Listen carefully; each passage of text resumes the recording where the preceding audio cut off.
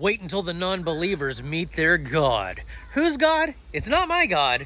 I think what you meant to say is wait until all the non-believers meet my God, which still you can't prove exists. So this is a very common tactic with Christians. When all other arguments fail, threaten them with a hell that we don't believe in. Do you know what would be a worse threat though than hell? Threatening us with heaven, because that means that we would have to spend an eternity with you people.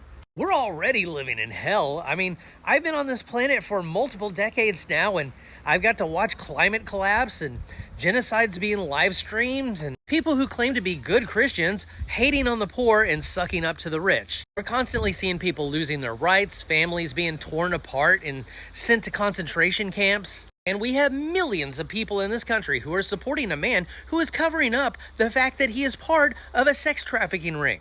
You know, the guy who you keep saying is winning every day. So if you consider yourself to be an example of a good Christian, why would I want to go to a place full of people like you?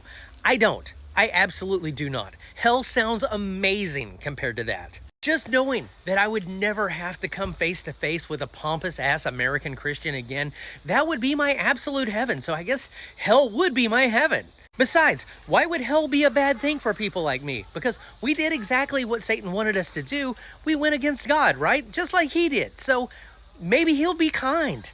It would be really hypocritical of him to punish us for doing the exact same thing that he did. But I mean, that's Republican logic.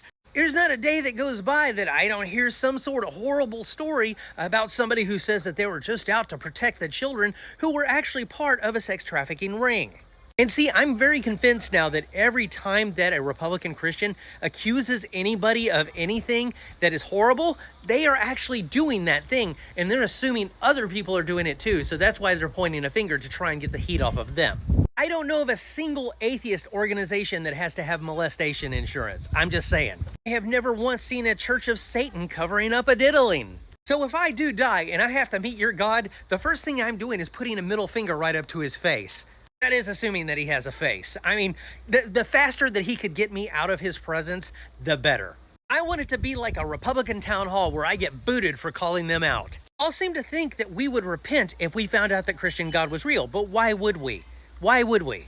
Because we just experienced a life watching a whole world of pain and suffering while he sat back and did fuck all about it. So yeah, if I met your God, I'd be afraid to meet me because I wouldn't let this happen.